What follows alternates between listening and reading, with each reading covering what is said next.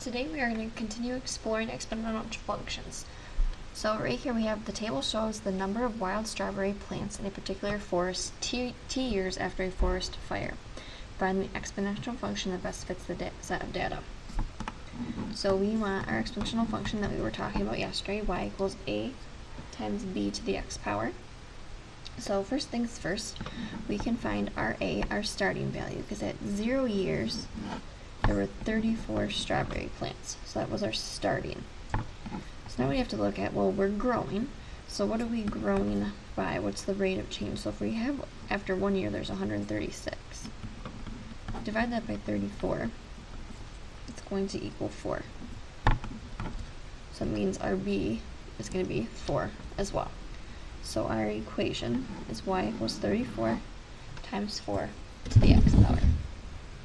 Let's look at the back side. You decide to buy a boat that costs $4,200. The normal depreciation for such a boat is 14% per year. If you pay for the boat with a 4-year loan, how much less will the boat be worth after you have paid off the loan?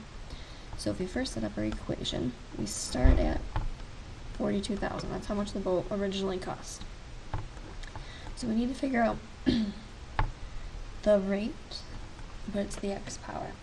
So if we are looking at a depreciation of 14%, 14% can be rewritten as 0.14. So since we are going down, we're decreasing, we're going to do 1 minus our decimal, which is 0.86. So that means our b is 0.86. So now that we know our equation, after 4 years we want to know how long or how much this boat costs. So if we plug in 4 years into our equation, get y equals, so if we do 8.6 to the 4th power and then multiply by 4,200, the boat is going to cost $2,297 after 4 years. Alright, so let's look at this one. The population of New York City was 8,391,881 people in 2009. It's increasing, so we're growing at a rate of 5% each year.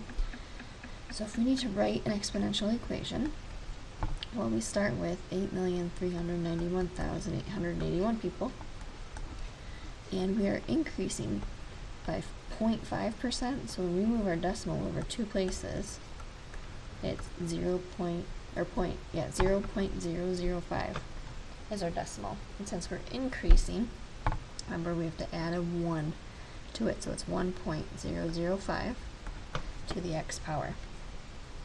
So there's our equation. Now we have to solve it. It says it wants to know what the prediction will be of New York in 2020.